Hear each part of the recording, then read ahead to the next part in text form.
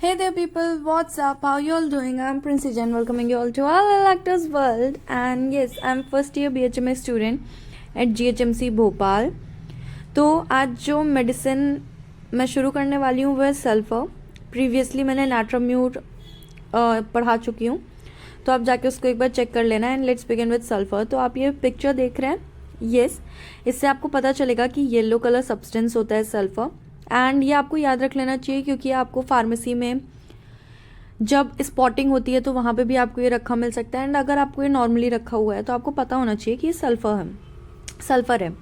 ठीक है. इसका कॉमन नेम होता है फ्लावर ऑफ सल्फर और इसको ब्राइमस्टोन भी बोलते हैं. It's prover is none other than R Hahnemann sir. Okay. इसका सिंबल आपको पता ही होगा, एस है. एंड इसका किंगडम है मिनरल किंगडम. इसका इंट्रोडक्शन देखते हैं हम. तो पॉलीक्रिस्ट मेडिसिन मतलब क्या होता है? हेड से टो तक जो एक्ट कंप्लीटली हमारे बॉडी में करे वो पॉलीक्रिस्ट मेडिसिन होती है. King of antipsoric medicine. ठीक है. आप इसकी पूरी मेडिसिन बहुत अच्छे से देखना, आपको सोरा मियाज़म बहुत हद तक समझ में आ जाएगा. ठीक है. और नेक्स्ट क्लास में या फिर अगर आप लोग मुझे बोलेंगे कि आपको मियाज़म समझने हैं तो मैं आपको वही बता दूंगी. तो उसमें जब आप सोरा मियाज़म पढ़ेंगे तो बहुत हद तक चीज़ें सल्फर से सिमिलर आपको मिलेंगी, तो वो आपको बहुत इजी पड़ेगा. ठीक है. और फिर इसमें जो हम नेक्स्ट चीज़ देखते हैं, आपको तो ये पता ही होगा कि सल्फर एक non metallic yellow brittle substance है. उस फोटो से आपको पता चल गया होगा. ये 2000 साल पहले ही ये मेडिसिन डिस्कवर हो चुकी थी, लेकिन अपने होम्योपैथी में हैनमन सर ने इसको वापस से वो किया. और इसको बनाते कैसे हैं? पहले तो हम इसको अल्कोहल के साथ मिक्स करके बना सकते हैं. सेकेंडली हम इसको ट्राइचुरेट कर सकते हैं with sugar of milk. Now it's sphere of action. Skin में इसका बहुत अच्छा रोल है. सेंट्रीफ्यूगल ये एक्ट करती है. सेंट्रीफ्यूगल मतलब अंदर से बाहर जाती है. मतलब अगर किसी को, एग्जाम्पल है ये, अगर किसी को सपोज अस्थमा है या ट्यूबरकुलोसिस है, कुछ भी है, तो वो अंदर से उस चीज़ को बाहर खींच के स्किन की तरफ लाएगी और फिर स्किन से उसको बाहर कर देगी. हकीकत में सही होने का तरीका यही होता है, ना कि अगर हमें कोई स्किन डिसीज़ है और हम उसको बाहर से ऑइंटमेंट लगा के अंदर दबा रहे हैं, फिर वो अंदर जाके अगर कोई नई चीज़ कॉज कर रही है तो ये सप्रेशन है, ये प्रॉपर क्योर नहीं है. तो हमारा क्योर ऐसा नहीं होना चाहिए. एंड सल्फर का एक्शन मोस्टली सेंट्रीफ्यूगल, मोस्टली नहीं, हमेशा ही सेंट्रीफ्यूगल रहता है. ठीक है. सेकेंड इसका एक्शन है नर्वस सिस्टम में, देन वीनस कैपिलरी सिस्टम में, म्यूकस मेम्ब्रेन में, एंड देन पोर्टल सिस्टम में. म्यूकस मेम्ब्रेन में है तो हमें पता चल ही गया होगा कि ये आईज, ब्रोंकाई, यूरेथ्रा, रेक्टम, इन सब जगहों पे ये रेडनेस वगैरह कॉज कर देता है. यहाँ पे बर्निंग, इसका सेंसेशन बहुत ज़्यादा इंपॉर्टेंट होता है. ये आपको आगे पता चलेगा. अगर आपको कहीं पे भी बर्निंग मिलेगी तो आपको क्या प्रिस्क्राइब करना है. ओके. नॉट जस्ट मेडिसिन, बहुत सारी अदर होती हैं, बट ये भी आपको दिमाग में आना चाहिए. देन इट्स पैथोजेनेसिस के लिए आपको ये लाइन ही मोस्टली इंपॉर्टेंट है. Venous plethora, subjected to venous plethora, मैंने आपको बताया था. इसका स्फीयर ऑफ एक्शन कहाँ है? वीनस कैपिलरी सिस्टम में.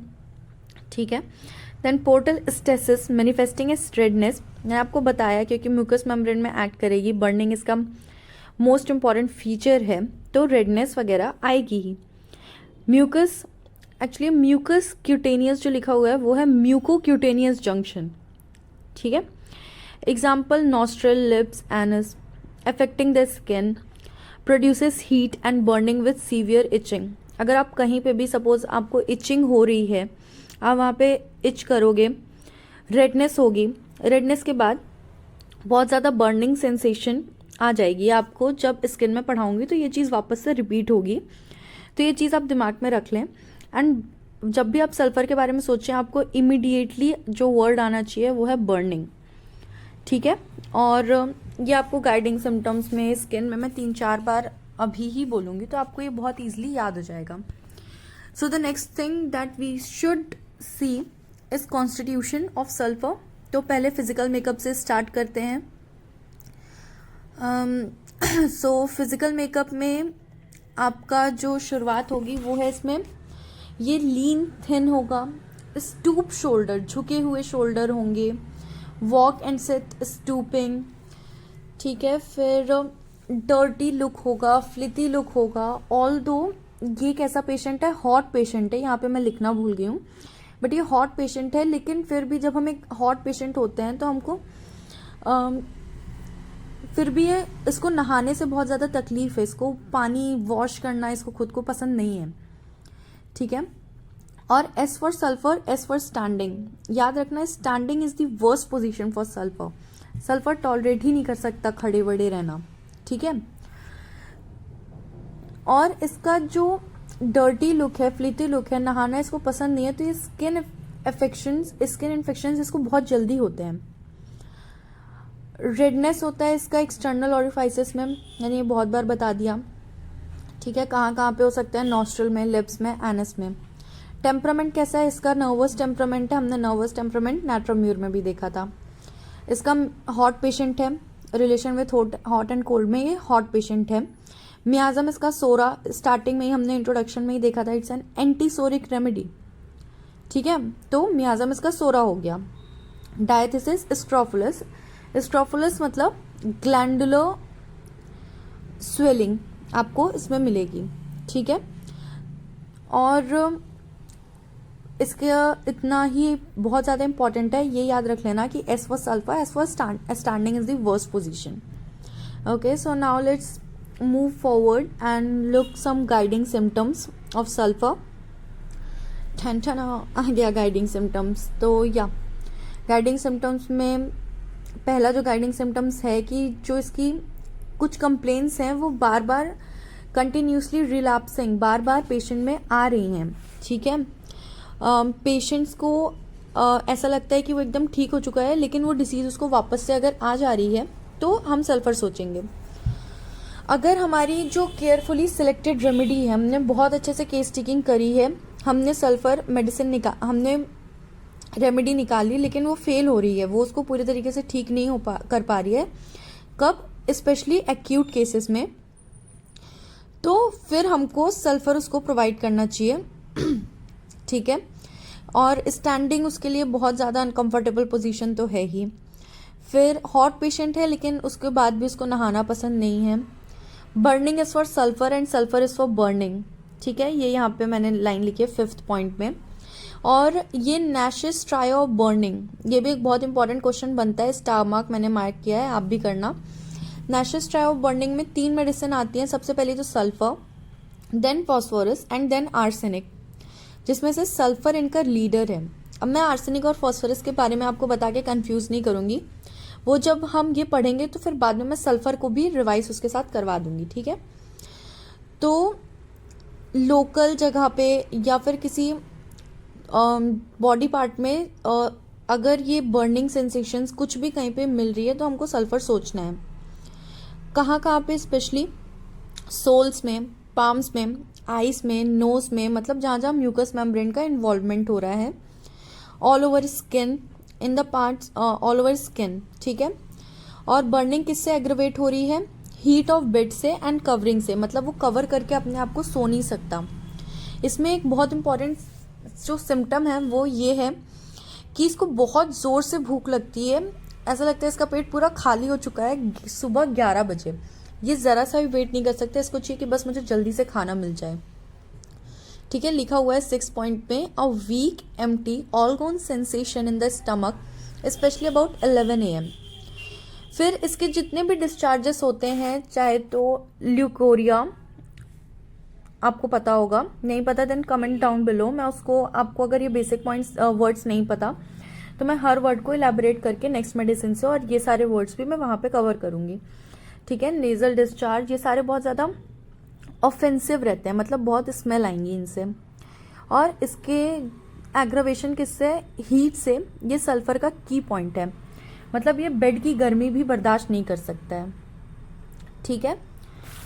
और फिर अब इसका माइंड देखते हैं, गाइडिंग सिम्टम्स के लिए इतना बहुत है। माइंड में सल्फर का अभी तक हमने जितना कुछ भी कवर करा वो सब माइंड में यहाँ पे आप देखेंगे आगे, ये सब पॉइंट्स कहीं ना कहीं आ रहे हैं। Okay, so let's move forward to mind.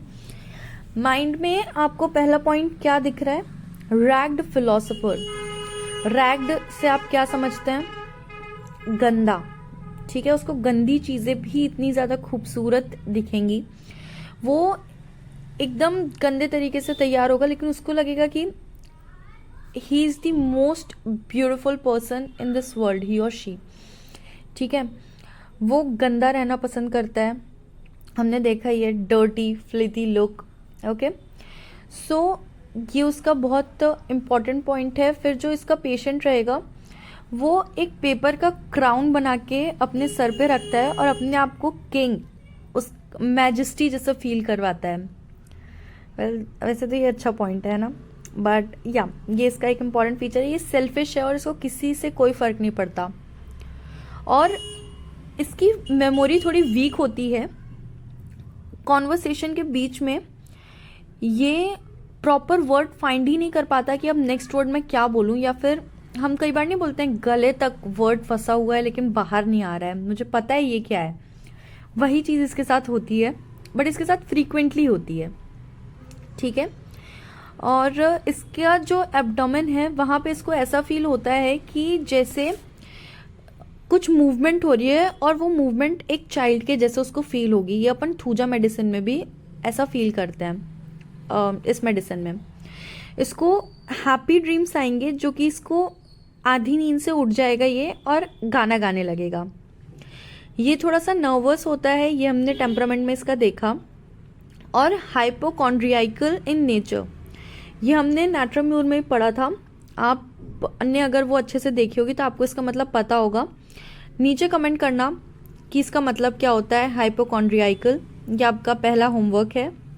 And नहीं पता होगा तो obviously I will explain you guys. And या तो माइंड में इसका बस इतना ही है कि इसको गंदा रहना पसंद है, फिर भी इसको बहुत खूबसूरत लगती है गंदी चीज़ें। पेपर का क्राउन पहनेगा, सेल्फिश होगा, प्रॉपर वर्ड फाइंड नहीं कर पाएगा किसी कॉन्वर्सेशन के बीच में। हैप्पी ड्रीम्स आएंगे, जो कि इसको रात में सिंगिंग गाना गाते हुए ये उठेगा। नर्वस टेम्परामेंट का होगा एंड हाइपोकॉन्ड्रियाइकल इन नेचर। ठीक है, अब हम इसके पर्टिकुलर्स में जाते हैं। पर्टिकुलर्स में हम इसका पहले GIT देखते हैं। ठीक है, और फिर हम आगे इसका स्किन, निमोनिया, बहुत कुछ है इसमें, वो सब कवर करेंगे। तो इसका एब्डोमेन बहुत ज़्यादा इजी है। पहले तो हमने जो माइंड में इसका एक सिम्टम कवर किया था वो आ जाएगा कि मूवमेंट ऑफ चाइल्ड या फिर फॉइटस, इसको ऐसा फील होता है। ठीक है, फिर हमने गाइडिंग सिम्टम्स में जो इसका एक पॉइंट कवर किया था कि वीक, एम्प्टी, ऑल गॉन, फेंट feeling in the abdomen at about 11 AM, lunch का वेट नहीं कर सकता। ठीक है, फिर इसमें जो अलग से 2 पॉइंट हैं वो ये है कि इसमें इसको बहुत ज़्यादा डिज़ायर होती है, किसकी, स्वीट की। एग्रावेशन है मिल्क से एंड मीट से। अब इसका कॉन्स्टिपेशन देख लेते हैं। कॉन्स्टिपेशन में इसका है कॉज एल्कोहलिज्म और सप्रेशन ऑफ स्किन इरप्शन। मैंने आपको स्टार्टिंग में एग्जांपल दिया था कि इसका एक्सीडेंट कैसा है, सेंट्रीफ्यूगल। अगर हम इसकी स्किन में कोई डिसीज़ है, हम उसको अंदर से सप्रेस करके अंदर कोई नई डिसीज़ डेवलप कर रहे हैं, तो ये बहुत ज़्यादा हार्मफुल हो सकता है।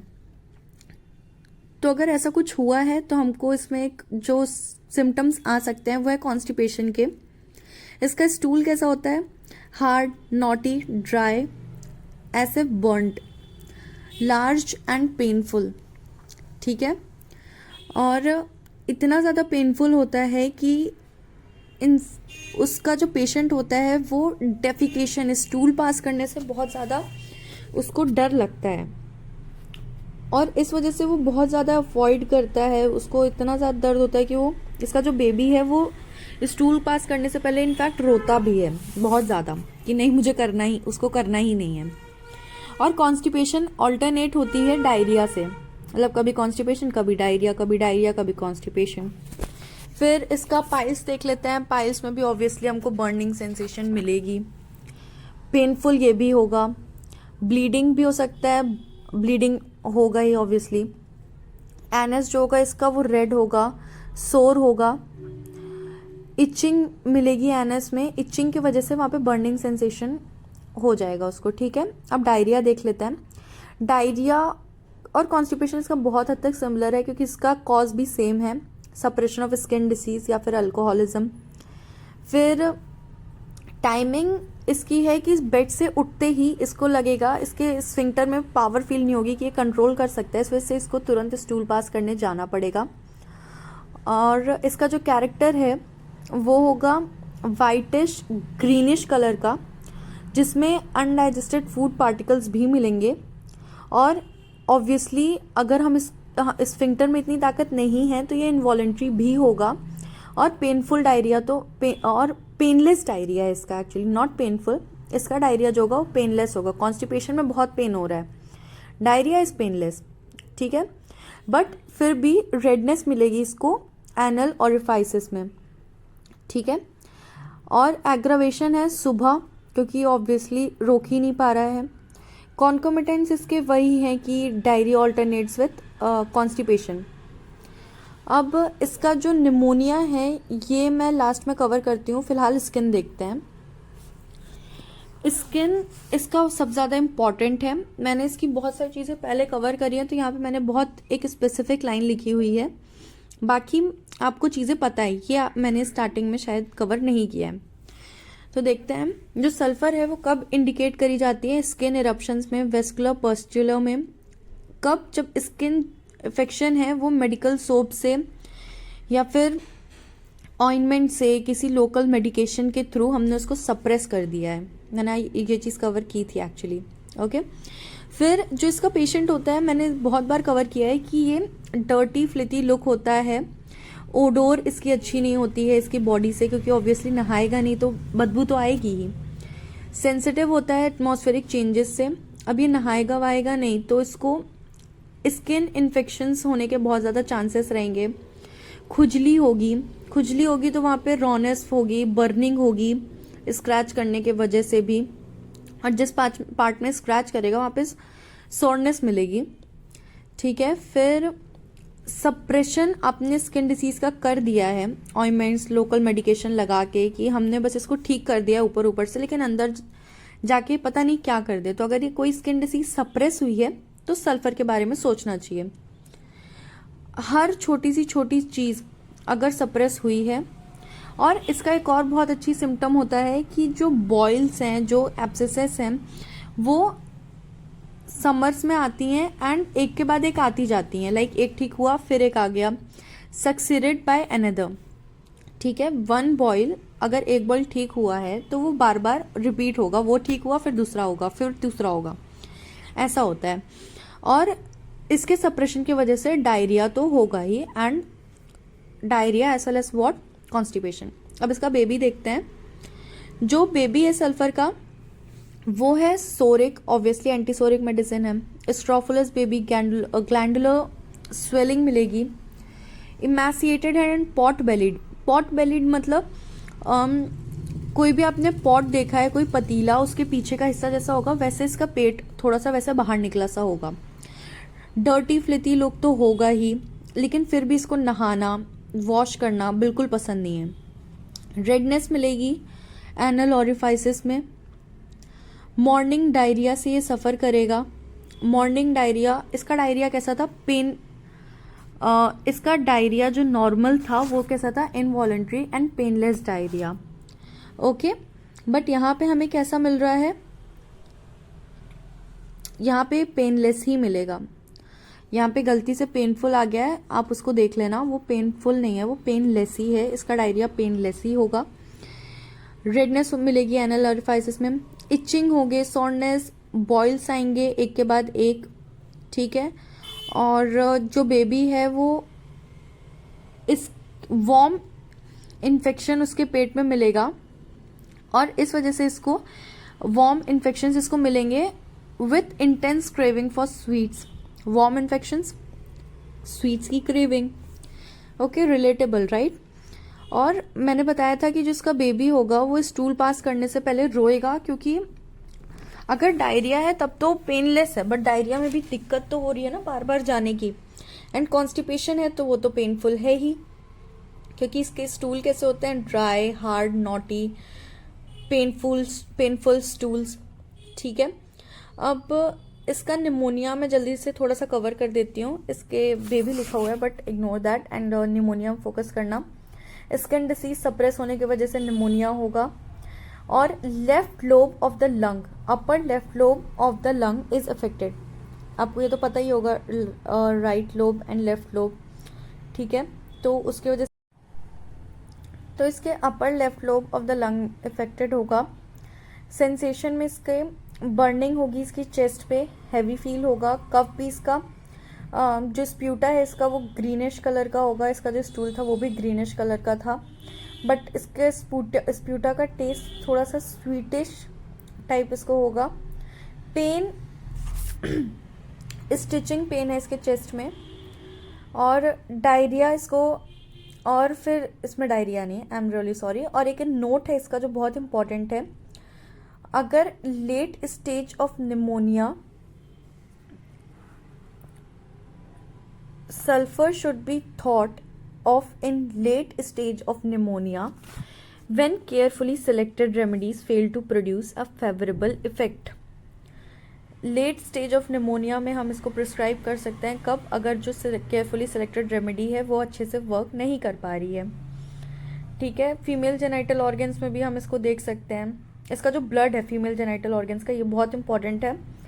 ब्लैक, थिक, डार्क, एक्रिड, ठीक है।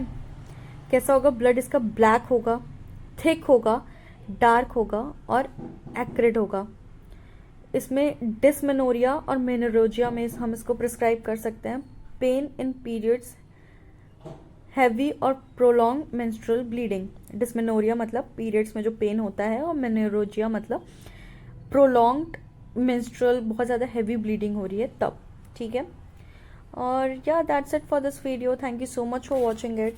Bye bye and love you all. Next medicine आप मुझे बता सकते हैं कि मैं कौन सी पढ़ाऊँ, या फिर मैं अपने आप से ही कोई मेडिसिन सेलेक्ट कर लूँ।